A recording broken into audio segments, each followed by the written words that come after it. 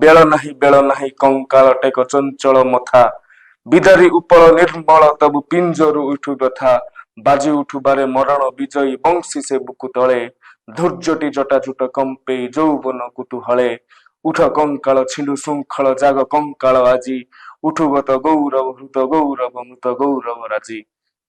ଦୁର୍ଗମଗିରି ଦୁର୍ଗ ପ୍ରାଚୀର ଜୀର୍ଣ୍ଣ ଦୁଆରେ ବସି ଡାକେ ତାନ୍ତ୍ରିକ ମନ୍ତ୍ର ସାଧନେ ଜାଗ୍ରତ ପୁରବାସୀ ପୃଥ୍ୱୀ ଧରି ବାରବାଟୀ ମୋଡା ଉଠ ଉଠ ଚଞ୍ଚଳ ଖୋଳଧାର ଶତ ସରଦାର ଶିର କର ଉନ୍ନତ ତର ଉଠ କଙ୍କାଳ ଛିଣ୍ଡୁ ଶୃଙ୍ଖଳ ଜାଗ ଦୁର୍ବଳ ଆଜି ଉଠୁଗତ ଗୌରବ ହୃତ ଗୌରବ ମୃତ ଗୌରବ ରାଜି।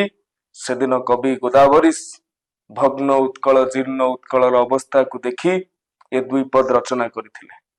ଆଜି ବି ଆମ ଓଡିଶା କଥା ଯେତେବେଳେ ଆମେ ଚିନ୍ତା କରୁଛନ୍ତି, ଓଡିଆ ଅସ୍ମିତା କଥା ଚିନ୍ତା କରୁଛନ୍ତି, ଓଡିଆ ଅଭିମାନ ଓଡିଆ ସ୍ୱାଭିମାନ କଥା ଚିନ୍ତା କରୁଛନ୍ତି, ଛାତି ଭିତରେ ବ୍ୟଥା ସୃଷ୍ଟି ହେଉଛି, ମନରେ ଅନେକ କଥା ସୃଷ୍ଟି ହେଉଛି। ବାସ୍ତବରେ ଓଡିଶାକୁ କଣ ଆଜି ଓଡିଆ ଚଳଉଛନ୍ତି?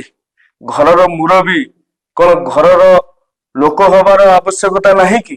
ପଡିଶା ଘରର ମଉସାକୁ ଆଣି କଣ ଘରର ମୁରବୀ କରିଦେବା ଯଥାର୍ଥ କି, ସମୀଚୀନ କି?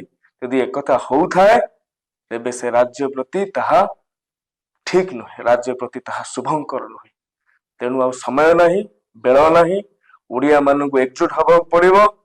ପଣ୍ଡିତ ଉତ୍କଳମଣିଙ୍କର ରକ୍ତ ଯଦି ଆମ ଶିରରେ ଦୌଡୁଥିବ, ଯଦି ମଧୁବାବୁଙ୍କର ସ୍ୱାଭିମାନ ଆମ ଭିତରେ ଥିବ, ଯଦି ଚାଖି ଘୁଣ୍ଟିଆଠୁ ଆରମ୍ଭ କରି ତାନ୍ତିଆ ଟୋପେଙ୍କ ପର୍ଯ୍ୟନ୍ତ, ଚନ୍ଦନ ହଜୁରୀଙ୍କଠୁ ଆରମ୍ଭ କରି ବିର୍ସା ମୁଣ୍ଡାଙ୍କ ପର୍ଯ୍ୟନ୍ତ ଯଦି ମହାପୁରୁଷ ମାନଙ୍କର କଥା ବ୍ୟଥା ଆମ ମନ ଭିତରେ ସାଇତି ହେଇକି ଥିବ, ତେବେ ଆଉ ସମୟ ନାହିଁ, ବେଳ ନାହିଁ, ଆମକୁ ଉଠିବାକୁ ପଡିବ, ଜାଗ୍ରତ ହବାକୁ ପଡିବ, ଓଡିଶା ଅସ୍ମିତାକୁ ବଞ୍ଚେଇବାକୁ ପଡିବ। ସେଇ କବି ଗୋଦାବରୀଶ କହିଥିଲେ, ବେଳ ନାହିଁ କଙ୍କାଳ ଟେକ ଚଞ୍ଚଳ ମଥା ବିଦାରି ଉପଳ ନିର୍ମଳ ତବୁ ପିଞ୍ଜରୁ ଉଠୁ ବ୍ୟଥା ବାଜି ଉଠୁବାରେ ମରଣ ବିଜୟୀ ବଂଶୀ ସେ ବୁକୁ ତଳେ ଧୈର୍ଯ୍ୟଟି ଜଟାଜୁଟ କମ୍ପେଇ ଯୌବନ କୁତୁହଳେ ଉଠ କଙ୍କାଳ ଛିଣ୍ଡୁ ଶୃଙ୍ଖଳ ଜାଗ କଙ୍କାଳ ଆଜି ଉଠୁଗତ ଗୌରବ ହୃତ ଗୌରବ ମୃତ ଗୌରବ ରାଜି।